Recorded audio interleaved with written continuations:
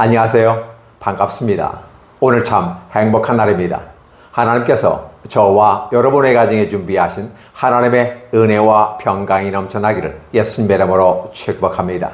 사도행전 4장 1절로 12절에 있는 말씀을 중심으로 우리가 알아야 할 것은 예수 이름이다 라는 제목으로 말씀을 나누고자 원합니다.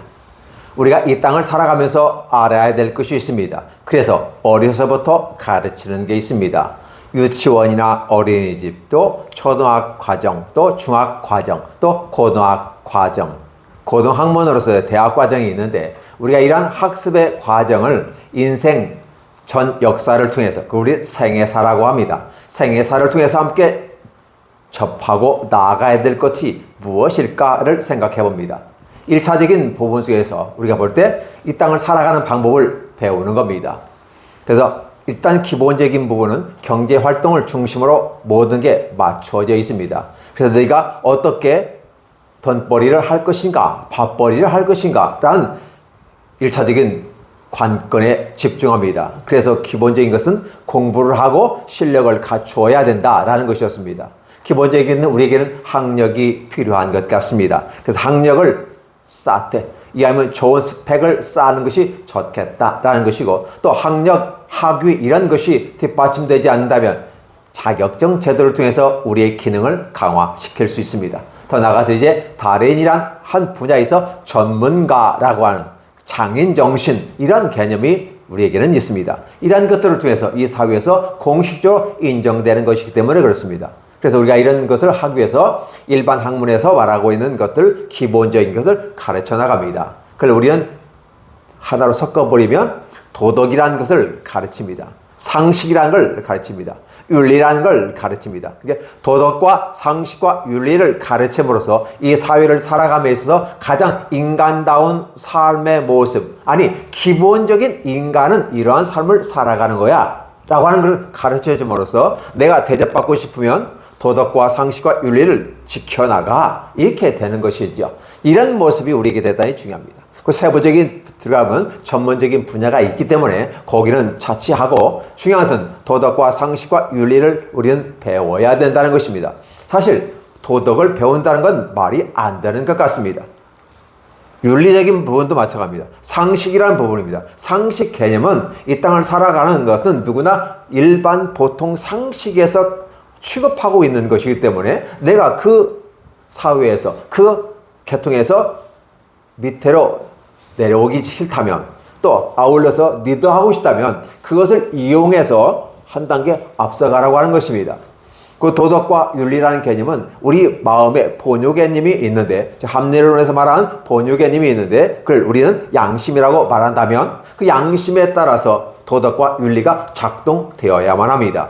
이 도덕과 양심이 작동이 돼야 되는데 사실 이게 쉽지 않은 것이죠. 예를 든다면 쓰레기를 버리지 말아야 된다는 건 누구나 다 알지만, 쓰레기를 버리지 말아야 된다는 이거에 대해서 왜 내가 쓰레기를 버리지 말아야 되는데 질문하면 대답을 해줄 수 있어야 됩니다. 어차피 청소하는 사람이 있는데 나는 버릴 것인데, 나는 버리고 누구는 주면 될 것이고, 그 사람은 국가에 돈 주어서 고용하면 되는 건데 왜 내가 쓰레기 버리는 데서 이렇게 얘기하지? 라고 한다면 여러분들은 어떻게 이해하겠습니까? 말도 되지 않는 소리를 하고 있는 것이죠. 자, 우리는 기본적인 것은, 그것은 질문 자체가 안 되는 것이고, 당연히 사람이라면 그렇게 하는 거야. 근데 당연히 그렇게 해야 된다는 그 기준에 대해서 우리는 설명을 해준다면 쉽게 이해할 수 있지 않을까 생각됩니다. 그래서 이 땅을 살아가는 데는 하나님이 모든 믿든 믿지 않든 하나님의 형상과 모양을 따라 창조된 모든 인류는 기본적인 차원에서 하나님의 은혜로 주신 1차원의 세계 속에서 우리에게 노력하고 수고하고 이마에 땀을 흘려서 그걸로 말미암아 너와 내 가족이 생계를 유지하고 살아남는 것이다 라는 것입니다. 인류 역사 속에서 가장 큰 사명이 있다면 살아남는 것입니다. 언제까지 살아남을까요? 앞으로 하나님의 계획이 어떻게 펼쳐질 건지 너는 바라보면서 하나님의 계획 가운데 내가 살아남아야 된다는 것이었습니다. 그래서 많은 사람들은 살아남기 위해서 노력들을 많이 수고하고 노력합니다. 그래서 때로는 가족이라는 걸 통해서, 때로는 공동체라고 하는 부분이 있어요. 그래서 국가라고 하는 부분까지 우리는 역사를 통해서 바라보면 그렇게 성장해 왔습니다. 그래서 이제 하나의 권리와 자신의 주권을 인정받을 때는 하나의 국가라고 한 소속되어졌을 때 비로소 국가의 도움과 보호를 받을 수 있고 우리가 인간다운 삶을 추구할 수가 있습니다. 이러한 과정 속에서 여전히 개인과 개인, 공동체와 공동체, 부족 간의 국가, 또 도시국가와 도시국가, 더 나아가서 국가와 국가의 전쟁이 일어나게 되고 그 모습 가운데 살아남기 위한 전쟁이 펼쳐집니다. 그 과정 속에서 우리는 지거나 끌려가거나 포로드가 되거나 그리고 우리는 복지적인 차원에서 마이너리거라고 생각한다면 그분들과 함께 가야 되는 것이 이 땅의 아름다운 보편적인 가치인 겁니다. 비록 살아남기 위해서 근데 왜 전쟁을 해야 될까요? 왜 전쟁을 해야 될까요? 그냥 내 거 잘 먹고 잘 살고 하면 좋을 텐데 라는 것입니다. 그런데 문제는 사람 사이에 욕심이 들어가게 되고 그 욕심은 나를 우리 성경에서 따오는 말 보암직도 하고 먹음직도 하고 나를 지혜롭게 할맘직한지라 이걸 멋있게 표현한 거지만 사실은요 욕망이라고 하는 부분 속이에요. 내 욕심이라고 하는 이것이 우리를 지배하게 되면 내가 살아남기 위해서는 상대방을 부셔야 돼. 왜? 저 사람이, 저 집단이, 저 국가가, 저 단체가 우리를 공격한다면 우리는 질 수 있어. 따라서 선제 공격을 해야만 하는 거야. 하면서 전쟁을 펼쳐가는 것입니다. 근데 내가 지배하고 있고 내 발 아래 두어야만이 내가 안전하다고 생각합니다. 그래서 난 살아남을 수 있다는 거예요. 살아남아야 된다는 하나님의 역사적인 사명은 앞으로 오실 메시아를 바라보면서 살아남으라고 하는 하나님의 지상 명령인데 그 하나님과는 관계없이 즉 하나님께서 원하시는 바가 뭐냐? 하나님의 사랑으로 말미암아 모든 것은 회복할 거야 라고 하는 전제를 통해서 하나님을 바라보고 그 하나님의 계획 가운데 이루어진 걸 바라보라는 것입니다. 그런데 많은 사람들은 하나님은 바라보지 아니하고 이 땅에서 내가 어떻게 살아남을 것인가? 우리 가족이, 우리 공동체가, 우리 집단이, 우리 도시국가가, 우리 국가가 살아남을 것인가? 라는 부분이에요. 그래서 내가 살아남기 위해서는 상대방을 짓밟고 빼앗아 와서라도 살아남는다는 것은 굉장히 가치 있는 일이라고 생각하는 것입니다. 그러나 우리는 보편적인 부분 속에서 이것은 아니지 않는가라고 하죠. 그럼에도 불구하고 강대국들은 그런 일들을 합니다. 러시아가 우크라이나를 그렇죠. 또 미국과 이스라엘이 또 미국과 저 여러 가지 부분 강대국들 걱정되는 것은 이제 강대국 중 하나이던 중국이 대만을 과연 어떻게 삼킬 것인가 라고 하는 이 부분 속에서 우리는 또 다른 걱정을 하게 되는 것입니다. 물론 그의 직접적인 우리의 영향을 미치지 않지만 간접적인 부분 속에서 지금 피부로 다가오게 됩니다. 미국과 이스라엘과 이란의 그 싸움 속에서 호르무즈 봉쇄하고 옛 원유 공급이 원활히 돌아가지 않으니까 일상의 삶이 무너지고 물가가 폭등하는 그 모습 가운데 우리는 있습니다. 이런 걸 바라보면서 하나님의 지상 명령에 살아남아야 된다 이것을 감당하기 위해서 결국 각자의 노력과 수고가 있는데 이게 상충이 돼요. 그래서 그런지 근대의 철학자의 학자였던 토마스 홉즈가 쓴 니오야단에 대한 책에서 보면 그 사회 계약론이라는 이런 그 내용을 얘기 들어보면 그 토마스 홉즈가 굉장히 선견적인 또 인류가 어떻게 합리적으로 내 권리와 상대방의 권리를 인정받으며 갈 수 있는가라는 그래서 계약론을 만들어가는 걸 보면서 참 멋있다. 어떻게 저렇게 형평성 있게 또 공정하게 살아가는 방법을 만들어가서 그런 제안들을 그래서 계약관계를 만들어 나가고 이런 것들을 바라보면서 참 멋있다. 인류 역시 사람들은 머리를 짜내고 하나님의 지상명령을 어떻게 수행할 것인가. 이게 악한 방법이 아니라 선한 방법으로 너도 좋고 나도 좋고 합리적으로 하나님께서 원하시는 분을 가치를 따라간다면 좋지 않을까를 생각해 봅니다. 여러 학자들이 연구하고 책을 쓰고 이런 것들 결과물을 통해서 우리는 그것에 기초해서 새로운 세계를 만들어가는 것은 아름다운 것이 생각됩니다. 오늘 저는 하나님의 주신 일반 은총석이라고 하는 도덕과 상식과 윤리가 지배하는 이 땅에서 살아갈 때 우리는 당연히 배워야 될 것입니다. 윤리를 배워야 됩니다. 인간이라면 기본적으로 이렇게 해야 되는 거야. 도덕과 윤리를 지켜야 되는 거야. 그렇다면 그걸 지키지 못하면 너는 사람 같지 않는 사람이 되는 거야. 금수만큼 못한 사람이 되는 거야. 따라서 내가 그렇게 칭함을 받고 싶지 않다면 인간다운 기본적인 삶을 유지해야 하지 않겠어? 라고 하는 것이고 보다 더 가치 있는 삶을 살기 위해서는 너는 도덕과 상식과 윤리를 넘어선 어떤 희생이라든지 최고상의 가치를 지향하는 사람들이 되어야 하지 않을까. 그래야 멋있고 그래야 존경과 사랑을 받을 수 있지 않겠어? 라고 하는 부분이죠. 그래서 사람을 굳이 구별할 필요는 없지만 그가 생각하는 그 생각의 기준에 따라서 사람 같은 사람이 있고 사람보다 못한 사람이 있고 사람보다 탁월한 성인 같은 분들이 있다는 것입니다. 여러분들은 어느 레벨에 올라가 있습니까? 저는 바라기는 여러분들이 그 가치 지향적인 사람의 철학자의 반열에 들어가기를 원합니다. 그럼에도 불구하고 이 땅을 살아가는 데는 그렇지 못하고 현실에 같이 묶여서 살아가는 경우가 참 많습니다. 그래서 우리가 우리 자녀를 가르칠 때도 우리는 뭘 가르칩니까? 좋은 고등학교, 좋은 대학교 가서 좋은 직장에 취직해서 사실 이러한 세계는 20세기에 있는 한 부분이고 21세기에도 여전히 통용이 되지만 이제 AI가 발달된 또 지배하고 그것이 선도적인 역할을 이끌어갈 이 시대 속에서 과연 우리가 추구하고 있는 학위와 학력들, 자격증들 이러한 것들이 다 무용지물인 것 같은 느낌을 받기도 합니다. 왜냐하면 알아서 다 해주니까. 또 그렇게 전문직이라고 하는 그 부분들 AI가 오히려 더 전문직보다 더 전문적으로 깔끔하게 처리해주는 그런 모습들을 바라보면서 이 시대는 과연 어떻게 살아가야 될 건가? 참 힘들고 어려운 시대입니다. 그래서 이제 AI에게 부탁하면 돈만 주면 최고의 성능을 가지고 좋은 논문도 얼마든지 만들어낼 수 있고 얼마든지 그러다 보니까 문제가 심각하게 되는 거죠. 그게 과연 진정성이 있느냐는 것이었어요.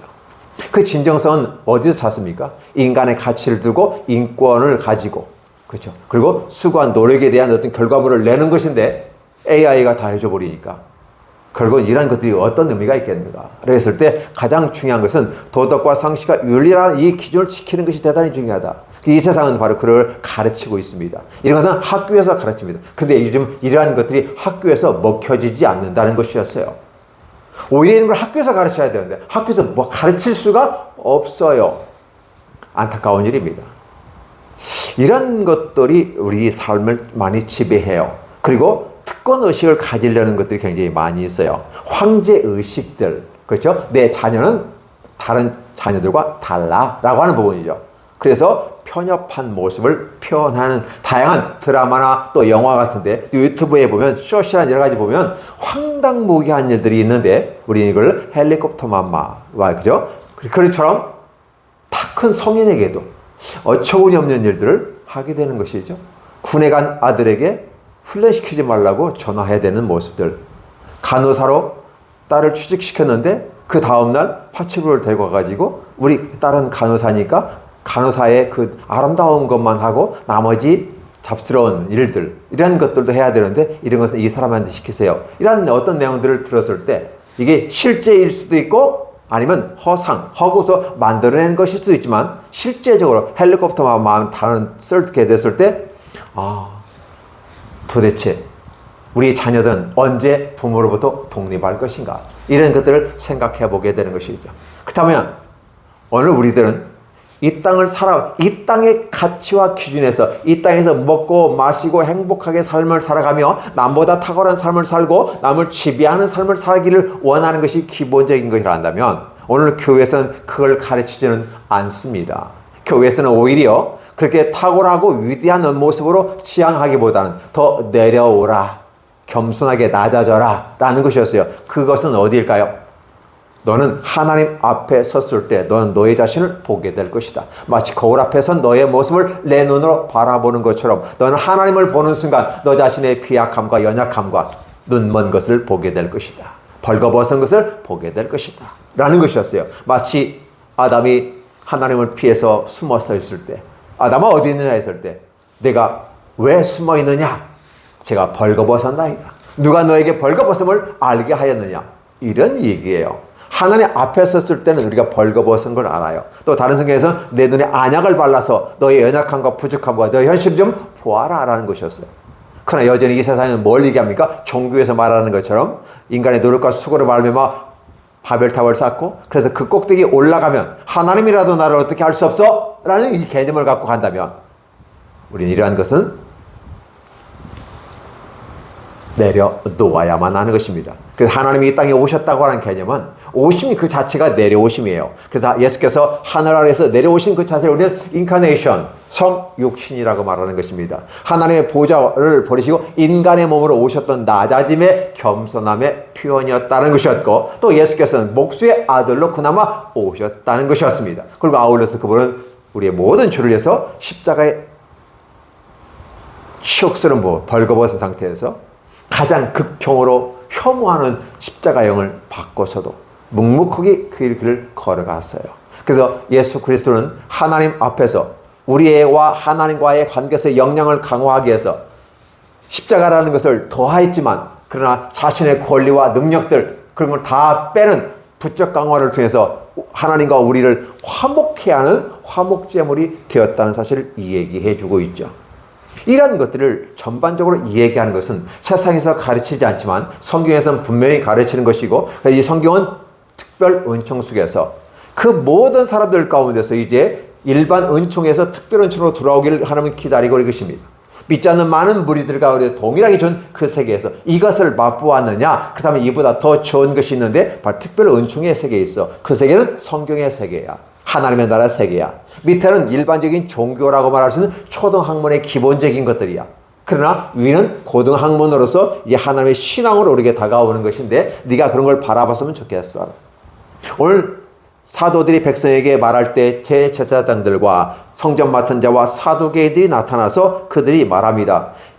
예수 안에 죽은 자의 부활이 없다고 얘기해요. 사두개인들 같은 경우 특별히 부활이 없다고 강력하게 그들은 주장하는 것 중에 하나인데, 바로 예수의 제자들 사도들이 예수의 부활을 얘기하고 예수의 이름으로 이 병든 자가 나았고 걸어가고 찬미하며 구원에까지 이르는 이런 것을 바라보면서 싫어했다라는 것이에요. 그래서 당연히 그들의 가진 권력을 통해서 그들을 붙잡고 감옥에 집어넣고 더 이상 못하게 했다는 사실을 오늘 기록하고 있는 것이죠. 이런 것들을 바라보는 것입니다. 그렇다면 오늘 베드로가 오늘 이 사도행전을 통해서 저와 여러분에게 말하는 것은 뭘 얘기할까요?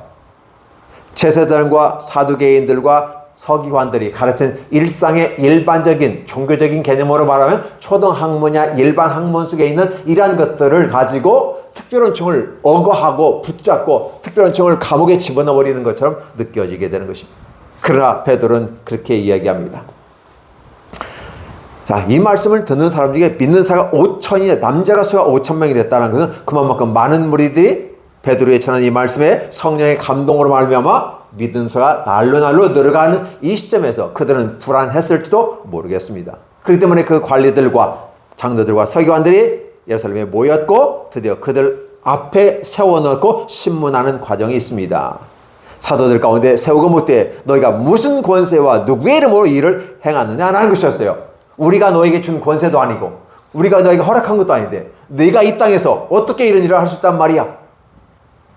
허가되지 않는 것은 불법이야. 감옥에 당연히 들어가야 되는 것이고 우리는 너희를 억압할 수밖에 없어. 안 한다면 살려주고 풀어주지만 계속해서 이 예수의 이름으로 그리고 하늘 권세를 분자해서 한다면 이것은 말이 안 되는 거야 라고 하면서 일반 은총이 특별 은총을 감옥에 집어넣는 사건이 발생하는 것입니다. 그랬을 때 베드로가 하는 말이에요. 이에 베드로가 성령이 충만하여 이르되, 문제는 뭐냐면 베드로에게 성령이 충만하지 않았다면 베드로 위축되어질 수도 있습니다. 왜냐하면 공권력 앞에서 그 강력한 무력 시위 앞에서 당당하게 말한다는 건 쉬운 일이 아니었을 것입니다. 지금 이 시대도 바라봐요. 군인이나 경찰들이 박샬 악 하고 특공대 훈련을 되면 데모되든 야행 다 터져버립니다. 너무나도 무섭습니다. 그리고 그 공권력을 위해서 심하게 고문을 할 수도 있습니다. 그래서 위축될 수 있는데도 문제는 뭐냐면 베드로가 성령이 충만하였다는 것이에요. 그래서 오늘 저와 여러분들의 삶 속에서 성령 충만한 삶은 바로 세상에서는 이것을 동기부여라고 말합니다. 그리고 비전 열정이라고 말합니다. 그러나 그것은 세상에서 바라보았을 때 표현할 수 있는 유일한 방법이지만 그것이 실제적으로 동기부여를 주고 열정을 주게 할 수 있는 그 실체가 누구냐라는 걸 때 그들은 그것을 알지를 못하기 때문에 동기부여나 열정이라고 합니다. 그러니까 영화에도 열정 같은 소리 하고 있네요. 이런 영화도 있어요. 이런 것을 바라보면서 우리는 이런 동기부여나 열정을 주도하고 있는 분이 계시는데 바로 성령 하나님이시라는 것이죠. 성령 하나님이 베드로를 그 성전에서부터 시작해서 베드로의 생각과 언어를 주장하게 됩니다. 그래서 얘기합니다. 백성과 관리들아, 장로들아, 들으라 라는 거죠. 만일 이 병자에게 행한 착한 일에 대해서 사람이 어떻게 구원을 받았냐고 오늘 우리가 보면 사실은 그거 묻지 않았죠. 베드로는 지혜로운 사람이죠. 무슨 권세와 누구의 이름으로 이 일을 행하였느냐라고 물었어요. 근데 베드로는 그걸 돌려쳤어요. 여러분 기억해 주세요. 지혜로운 사람은 그 말을 약간 돌립니다. 같은 말인데 다른 말로 돌려요. 무슨 권세와 누구의 이름으로 라고 했을 때 이 권세는 하늘로부터 온 권세이고 그 권세는 예수 그리스도의 이름으로 온 권세라는 사실을 얘기해 주는 거죠. 근데 그렇게 얘기하는 거죠. 이 병인에게 행한, 이 환자에게 행한 착한 일, 스스로가 얘기한 일은 착한 일이라고 표현합니다. 그래 너희들이 말하고 있는 것은 맞지 않아라는 거죠. 내가 착한 일을 하는데 너희가 막으면 너희가 잘못됐다는 걸 얘기하는 거죠. 착한 일에 대해서 이 사람이 어떻게 구원 받았냐고 말한다면 사실 구원받지 못한 사람보다 구원받는 게 좋고 구원받는 걸 누구나 같이 지향하는 거잖아요. 그러니까 구원받는 이 사건은 좋은 건데 왜 시비하고 따지냐는 식의 전제를 깔고 얘기하는 것이죠. 오늘 우리에게 질문한다면 기가 막히죠. 그래서 언번의 은사를 받는다고 하는 것이 성령이 임하시면 언어의 하나님께서 언변의 은사를 저와 여러분에게 주고 예수 믿는 사람 치고 말 못하는 사람이 없다라는 것이 내성적인 사람도 예수의 성령만 충만하면 그냥 가만히 있을 수가 없어. 계속해서 이 얘기하는데 하나님이 얘기하고 예수님이 얘기하고 성경이 얘기하고 있어요. 어떻게 내성적인 사람이 저렇게 할 수 있어? 라는 거죠. 그 사람이 하는 게 아니라 그 사람에게 임한 성령이 충만하니까 그렇게 되는 것입니다. 오늘 저와 여러분들이 그렇게 되기를 예수님의 이름으로 축원합니다. 너희의 모든 이스라엘 백성들은 알라. 그러면서 너희가 십자가에 못 박고 하나님의 죽은 자 가운데 살리신 예수, 나사렛 예수의 그리스도의 이름으로 이 사람에게 건강하게 되어 너희 앞에 섰느니라. 객관적인 사실로 이 얘기하는데 그 객관적인 사실의 기초가 뭐냐? 너희가 그렇게 싫어하고 박해하고 거부하고 거절했던 살인자는 살려주고 의인은 죽이라고 말하고 재판관이 정당하게 재판을 해야 되는데 재판관의 목을 추이면서 당신이 이 살인자를 살려주고 이 의인을 죽이지 않는다면 우리는 당신은 노마 황제에 대해서 충신이 아니니이다. 그리고 우리는 노마의 진정을 할 겁니다. 그래서 우리는 데모를 같이 할 것 같은 분위기를 막 조성하니까 유대 총독인 이 사람이 불안한 겁니다. 안 되는 줄 알면서 왜 그랬을까라는 노래가 있는 것처럼 안 되는 줄 알면서 의인을 심판할 수 없고 의인을 죽이라고 할 수 없는데 그렇게 할 수밖에 없는 사회적 구조가 되어버려졌어요. 문제는 뚝심 있게 밀고 나가는 소신 있는 사람이 되어야 되는. 그래서 권력은 그런 사람들에게 줘야 되고 앞으로 여러분들 기억해 주세요. 이제 6월달에 총선이 있는데 누구에게 권력을 줄 것인가? 표 하나지만 이게 권력이 되는 것이죠. 여러분은 누구에게 줄 것입니까? 당을 볼 것입니까? 사람을 볼 것입니까? 당을 보기도 힘들고 사람 보기도 힘든 내가 원하는 사람이 없어요. 그렇다면 우리는 최선이 아니다면 덜 나쁜 차악을 선택해야 되는데 누구를 선택할 것인가? 저와 여러분들은 선택해야만 할 것입니다. 그리고 그건 권리로서 행하고 권력을 이양하게 되는 것이죠. 그래서 그들은 그 지지세를 이용해서 권력을 부여잡고 한번 해보겠다는 것이죠. 그래서 덜 나쁜 사람을 세워야 되는 것이 현대 선거 구조 속에 있다는 것이죠. 이런 것들을 바라봐요. 그래서 결국은 전쟁에 이어지는 모습이에요. 세상은 그렇게 해서 권력을 잡으면 성공했다고 말합니다. 자기가 승리했다고 말합니다. 주는 것은 백성들이, 국민들이 투표해서 한 표 한 표 보고서 열심히 하는 거 보고서 줬는데 결국은 국민이 선출하고 국민이 택했는데 그들은 뭐라고 합니까? 국민이 우리를 선택한 게 아니라 내가 승리했고 내가 성공했고 이렇게 얘기하죠. 그래서 나는 이거 할 수 있고 그래서 나는 이제 그들을 군림하고 그들을 지배할 수 있어 라는 생각을 갖고 하는 말과 행동들이 그렇게 드러나게 됩니다. 지금은 고개를 바짝 숙입니다. 때로는 90도까지 고개 숙여서 인사합니다. 그러나 과연 당선된 이후에 그들은 그렇게 할까요? 마치 기부스한 목처럼 목이 뻣뻣한 존재가 되어져서 우리들의 말에 귀를 기울이겠다고 하는 선거 전에 투표 전에 약속과는 관계없이 목에 힘을 주면서 권력을 행사하는 모습은 아닐까 생각합니다. 진정한 권력을 잘 행사할 수 있는 사람, 국민을 생각하고 국민으로부터 권리가 왔고 국민으로부터 이 능력이 왔기 때문에 국민을 위한 헌신하는 모습이 되어야 되는데 자신의 야망과 욕망을 따라서 그릇 판단하고 뇌물을 받고 구분 판단하게 되고 가진 사람 편에 서서 약자를 괴롭히는 이러한 가롯 유다와 화합하는 그런 모습처럼 또 로마 총독처럼 대지상도와 서기관과 사두개인들 이런 사람들처럼 한다면 이 사회가 희망이 없을 것입니다. 결국은 보고 배우고 익히는 모든 것은 결국은 승리하면만 하고 돈만 많으면 되고 성공만 하면 되고 줄 잘 써서 알랑방구 해가지고 결국 나만 잘 먹고 잘 살면 되는 거 아니야? 이렇게 잘못된 사인을 줄 수도 있다는 사실입니다. 우리는 이러한 거에 대한 경계를 분명히 해주고서 그런 사람을 살아가는 사람이 없을 수는 없겠으나 너는 그 대열에 서지 말고 오히려 가치지향적인 삶을 살아가는 것이 좋지 않을까라는 것입니다. 이 가치지향적이라는 것은 위로부터 왔다는 개념이에요. 땅으로부터 온 게 아니에요. 그 땅으로부터 온 걸 우리는 종교라고 얘기한다면 하늘로부터 온 건 신앙이라고 그래요. 신앙과 종교는 비슷해서 이게 구별이 애매한 것일 수 있겠으나 분명히 같은 하나의 만남의 정점에 있어요. 하늘과 땅이 만나는 것처럼 만남입니다. 분명히 하늘과 땅이 만나는 것처럼 하늘과 땅은 전혀 다른 모습이지만 만나고 있어요. 수평선을 통해서 만나고 지평선을 통해서 만나고 우리들의 모습 가운데 만나는 것입니다. 문제는 위로부터 온 이 가치지향적인 삶을 살아가는 것이 신앙의 삶이라는 것이고 그 가치지향적인 삶을 살아가는 그 핵심 주체가 특별 은총으로서 우리에게 바이블, 성경이 주어진 것이고 그 성경을 딱 뜯어보면 영생이 나오는데 그 영생은 곧 예수 그리스도에 관한 것이라고 기록하고 있는 걸 바라본다면 예수 그리스도는 결국은 성경이고 성경은 하나님의 말씀이라는 사실이요. 따라서 예수는 하나님이시라는 사실이기도 하고 예수께서 하나님의 아들이라는 말을 썼을 때는 하나님 자신이라는 거죠. 아들과 아버지는 같은 급이에요. 즉 포지션상 아들은 아버지보다 아래인 것 같지만 역할상 아버지는 지도하는 입장이고 아들은 교육받는 입장이라면 그리고 아버지는 리드하는 입장이고 아들은 따라가는 입장이에요. 포지션이 그렇다는 거예요.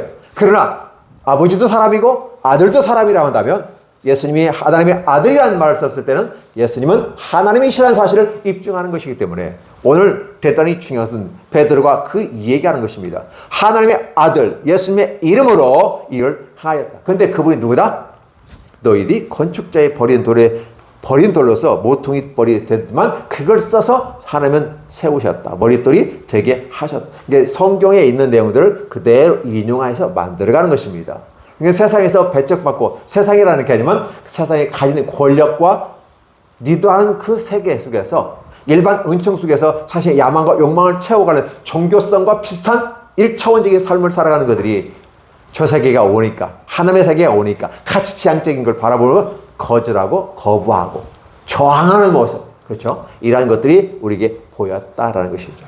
그런데 하나님께서 우리에게 주신 선물이 있는데 그게 보석 같은 존재인데 바이블이라는 거예요.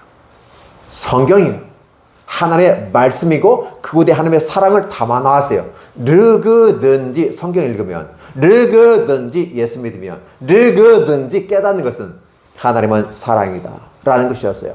따라서 이 사람을 살게 한 것은 예수님의 이름으로 살게 했는데 그걸 딱 짜고 보니까 하나님께서 이 사람을 사랑하셨다라는 거예요. 오늘도 하나님은 저와 여러분들을 사랑하십니다. 때로는 장애를 겪고 있는 이 사람, 평생 나면서부터 서보지도 못하고 걸어보지 못한 이 사람에게 기적 같은 일이 생전 처음 경험해보는 경험을 하게 되는 놀라운 신비로운 체험을 하게 되는 것입니다. 이 일을 보면서 많은 사람들이 기적이다, 놀랍다, 와! 이럴 때 베드로가 왜 나를 쳐다봐? 내가 마치 나의 경건과 나의 능력으로 나의 탁월하게 많은 사람들이 그걸 지향했어요. 다른 사람 같으면 그래 내가 했어 나를 통해서 했단 말이야 이렇게 되는데 베드로 얘기해요. 왜 나를 쳐다보니? 왜 우리를 쳐다봐? 마치 나의 경건과 능력으로 일을 행한 것처럼 그렇게 바라보면 내가 민망하잖아. 아니야 실체가 따로 있어. 나는 깃털에 불과해. 실체는 누구예요? 주님이시고 그리고 우리 예수님의 이름이야. 예수님의 이름 속에서 자 예수라고 하는 그 존재 자체가 있는데요. 예수님은 하나님이시라는 거예요. 근데 그 하나님의 아들로서 그 이름이 왔어요. 누구든지 예수의 이름으로 여태껏 기도하지 않았으나 그 이름으로 기도하면 그 이름으로 명령을 행하면 일어나는 건데 나사렛 예수 이름으로 명하노니 일어나 걸어라 하면서 손을 잡고 일으켜 주니까 그가 일어났다는 거예요. 사실 그대로 얘기하고 있어요. 그분이 누구시다? 예수 그리스도. 자 그렇다면 오늘 12절의 마지막이에요. 다른 이로서는 구원을 얻을 수 없나니 사람 중에 구원받을 만한 다른 이름을 우리에게 주신 일이 없습니다. 이렇게 한글로 멋있게 표현하세요. 그런데 영어로 보면 더 멋있어요. 직역을 해볼게요. Salvation is found in no one else를 써놨어요. 구원이라고 하는 것은 발견되어야 되는데 어떠한 이름으로도 발견되지 않았다는 사실을 얘기하고 있어요.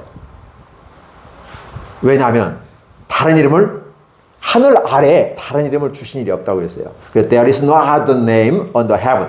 근데 그 heaven은 어떻게 되냐면 오늘 우리들을 구원하기 위해서 하나님께서 인간에게 준 이게 given to man by whom we must saved. We must be saved. 우리가 구원받게끔 하기 위해서 사람에게 주어진 그 이름 가운데 하늘 아래 우리가 학자가 부르는 그 이름 가운데 어떠한 이름으로도 구원이 허락되지 않았다는 사실을 분명하게 얘기해 주고 있어요. 영어는 의역하면 내용이 비슷해요. 근데 직역하면 더 의미가 더 새로워요. 직역하면 그 직역을 통해서 의미를 만들어낸 하나의 모습으로 발전시키기 때문에 이 직역은 더 큰 의미가 있습니다. 여러분 기억해 주시기 바랍니다. 인간에게 주어진 그 이름 중에서 그 이름, 이 세상에 많은 성인들 있잖아요. 3대 성인, 4대 성인 뭐 있잖아요. 그 누구도 어떤 대왕도 그 이름에게 이 구원이라는 단어를 준 적이 없다라는 사실이에요. 알렉산더? 없어요. 그렇죠? 징기스칸? 없어요. 나폴레옹? 없어요. 그 위대한 대왕들에게도 없어요. 알렉산더? 없어요. 그리고 여태껏 보면 그 진시 황제? 그렇죠? 당태종? 없어요.